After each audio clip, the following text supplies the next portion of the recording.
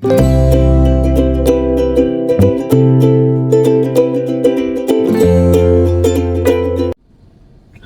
hello, salam sejahtera Malaysia. Selamat datang ke channel Fels Lifestyle. Terima kasih kerana terus setia dan terus bersama di dalam channel ini. Saudara-saudara, mungkin Anda sudah menonton video yang sudah tular di media sosial, terutamanya di Facebook, di TikTok, ataupun di YouTube, berkaitan dengan teguran speaker terhadap Menteri Pendidikan. Saya yakin Anda sudah menonton video itu, dan kepada Anda yang belum menonton video itu, saya akan jelaskan kepada Anda.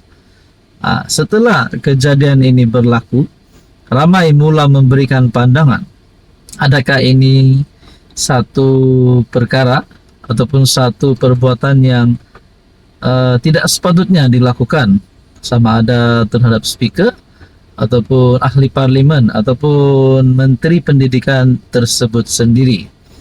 Anda boleh melihat video itu dan Anda boleh memberikan pandangan Anda. Oke, sebelum saya teruskan, saya perkenalkan kepada Anda, ini adalah terapi imun for life transfer factor. Produk ini adalah terapi imun molekul bijak untuk mendidik, menyeimbangkan dan juga meningkatkan kekuatan sistem imun badan sehingga mampu melawan pelbagai jenis penyakit. Saya ulang semula, pelbagai jenis penyakit. Kepada Anda di luar sana yang ada masalah kesehatan, masalah kencing manis, diabetes, kolesterol, darah tinggi melibatkan jantung, masalah melibatkan hati, paru-paru, buah pinggang, masalah autoimun, penyakit kulit, dan macam-macam lagi, Anda boleh ikhtiar kesehatan melalui pemakanan terapi imun ini. Sekiranya Anda ingin mendapatkan maklumat lengkap tentang produk ini, Anda boleh menghubungi saya di nomor yang tertera. Oke, saudara-saudara, akhirnya Perikatan Nasional kecam speaker sebab menghendap, kata Menteri, suara seksi. Saya rasa ini pasti menimbulkan banyak pandangan lah daripada netizen, daripada kalangan pemimpin-pemimpin politik, setelah speaker membuat kenyataan suara seksi terhadap Fadlina Siddiq, yaitu Menteri Pendidikan. PN sedang menimbang untuk mengambil tindakan terhadap speaker Dewan Rakyat Johari Abdul berhubung dakwaan mengintip menggunakan kamera dan mikrofon tersembunyi di Dewan Rakyat. Bercakap pada sidang media mingguan pembangkang di Parlimen, Ketua Whip Pembangkang Taqiyuddin Hasan merujuk kenyataan Johari pada Isnin lalu ketika membuat keputusan untuk menggantung anggota Parlimen Pendang Awang Hashim selama 10 hari berdasarkan bukti yang diperoleh melalui peranti tersebut. Dia, Johari, mengatakan, jangan main-main, saya letakkan kamera dan mikrofon tersembunyi yang tidak mute. Saya tahu apa saja yang berlaku dalam ini, kata Taqiyuddin memetik Johari. Jadi bagi kami ini bercanggah dengan peraturan yang ada, dan ia terjumlah kepada satu kesalahan jenayah bahwa Seksyen 507E Kanun Keseksaan menghendap. Dia turut membangkitkan kenyataan berasingan oleh Johari yang didakwanya bersifat seksis semasa ucapan penggulungan Menteri Pendidikan Fadlina Siddiq. Menurut Hansard Parlimen, Johari menjawab permintaan ahli Parlimen Kuala Krau, Kamal Ashari, yang meminta supaya Fadlina bercakap lebih dekat dengan mikrofon. Ya Menteri, tolong tarik mikrofon dekat mulut sikit, dia tak berapa dengar. Bila jauh, tuh dengar seksi sangat. Dekat sikit, kata Johari, disambut ketawa menurut Hansard. Fadlina kemudian menjawab, Tuan Speaker, suami saya tengok live ni. Hari ini Taqiyuddin memetik peraturan mesyuarat 36 dalam kurungan 4, yang menurutnya sebelum ini digunakan untuk menghukum ahli parlimen yang membuat kenyataan seksis atau dianggap menghina. Jadi kita akan pertimbang perkara ini. Mungkin kita akan buat sesuatu tindakan, mungkin kita akan bincang perkara ini. Menurut Anda, saudara-saudara, adakah ini satu perkara yang kita perlu fokus kepada tindakan, sama ada kepada ahli parlimen Fadlina Siddiq ataupun kepada speaker. Saudara-saudara, apa komen Anda? Hai, hello, salam sejahtera Malaysia. Selamat datang ke channel Fels Lifestyle. Terima kasih kerana terus setia dan terus bersama di dalam channel ini.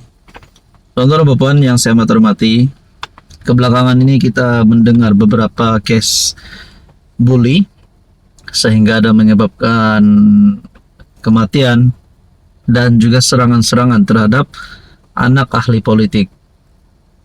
Saudara-saudara, perkara-perkara begini sepatutnya kita tidak boleh biarkan menjadi satu normalisasi kepada masyarakat. Ini boleh menyebabkan masa depan negara, terutamanya anak muda, menjadi gelap. Baru-baru ini, serangan terhadap anak Rafizi. Setelah anak Rafizi disuntik, istri kepada Rafizi Ramli pula, bekas Menteri Ekonomi, telah menerima ugutan. Nah, ada satu pendedahan terbaru daripada Ketua Polis Negara. Polis sahkan nombor telefon ugut istri Rafizi milik warga asing. Nah, maknanya siapapun juga identiti ini yang dikatakan di sini milik warga asing perlu dikenakan tindakan undang-undang. Kalau benar-benar memang beliau terlibat dengan kesalahan ini. Oke, sebelum saya teruskan, saya perkenalkan kepada Anda. Ini adalah terapi imun. Produk ini adalah untuk mendidik, menyeimbangkan, dan juga meningkatkan kekuatan sistem imun badan sehingga mampu melawan pelbagai jenis penyakit. Kepada Anda yang ada masalah kesehatan, mungkin Anda ada masalah 3 serangkai, penyakit berulang, gastrik, gout, dan penyakit kulit. Apa saja jenis penyakit yang tak pandai sembuh-sembuh.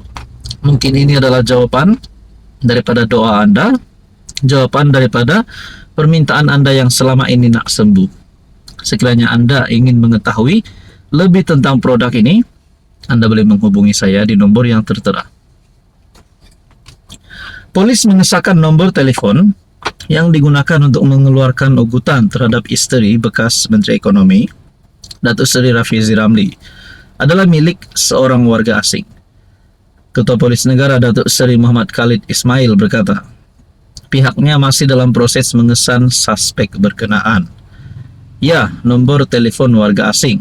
Kita masih dalam usaha mengesan suspek. Ini yang menjadi masalah kerana ada telefon bimbit yang didaftarkan atas nama individu lain atau menggunakan identiti warga asing.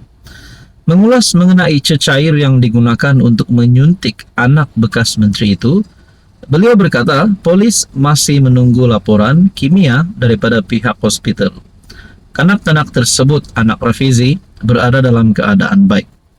Setakat ini polis telah mengambil 19 keterangan berhubung insiden serangan terhadap keluarga bekas menteri itu, termasuk daripada ahli keluarga, pemandu, dan pekerja.